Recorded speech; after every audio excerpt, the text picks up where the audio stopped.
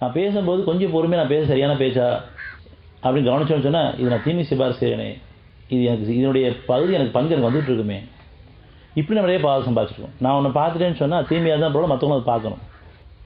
தெரியாமல் பண்ண வரைக்கும் குத்தம்பில்லை, இப்போ தெரிஞ்சே பண்ணிடக்கூடாது, யாரையும் தீமைக்கு நம்ம தூண்டிடக்கூடாது. நன்மைக்கு நம்மளும் நன்மையில் வந்துட்டு அவங்க நன்மைக்கு திருப்பணும். எல்லாரையும் பலவீனம் இருக்குது, அந்த பலவீனத்தை உணர்ந்து ஒத்துக்கிட்டு பலப்படுத்தி கேட்கறதுக்காக தான் இறைவன் நம்ம கூட இருக்கான்.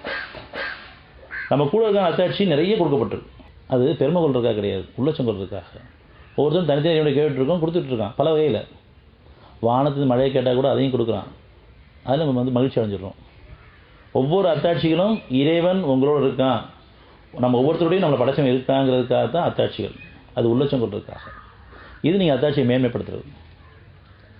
இந்த அத்தாட்சியில் நீங்கள் மேன்மைப்படுத்த விரும்பின்னு சொன்னால் பெருமை கொண்டு வேண்டாம், உள்ளச்சம் கொள்ளணும். அது அத்தாட்சியை மேன்மைப்படுத்துறீங்க. இறைவன்றது வந்துருக்குது, படைச்சவன்றது வந்துருக்குது.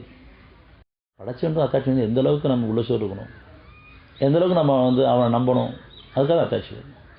ஒவ்வொரு அத்தாட்சியும் சுயமாக ஒருத்தரும் கேட்ட கிடைச்ச அத்தாட்சிகள் தான். ஆனால் அந்த அத்தாட்சிகள் எல்லாம் இறைவன் என்னோட இருக்கிறான், என்னுடைய எண்ணங்களையும் என்னுடைய பேச்சுகளையும் என்னுடைய செயல்களையும் பார்த்துட்ருக்கான், என்னை கவனிச்சுட்டு இருக்கிறான். நுட்பமான நுணுக்கமான அந்த உள்ளச்சம் நமக்கு வேணும். உள்ளச்சம் இல்லையா அதையா உணரணும். எனக்கு உள்ளச்சம் வேணும் அவன்கிட்ட கேட்கணும். எனக்கு உள்ளச்சம் என்ன தெரிய மாட்டேங்குது, கற்றுக் கொடுன்னு கேளுங்க, அவன் கற்றுருவான். நீங்கள் விரும்பினா போதும். அந்த உள்ளச்சம் சுகமானவமாக இருக்கும், பாதுகாக்கப்பட்ட வாழ்க்கைக்கு.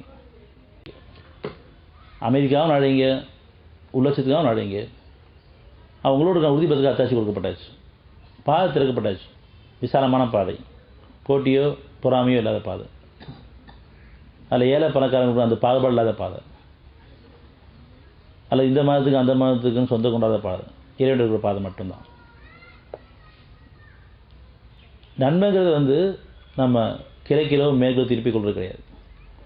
கிழக்குக்கும் திரும்பி இருந்தால் நன்மை, மேற்கும் பார்த்து நம்ம தொழுதான் நன்மை. இப்படி ஒவ்வொருத்தரும் ஒரு சடங்குல வச்சுருக்காங்க, வடக்கு தெற்கு.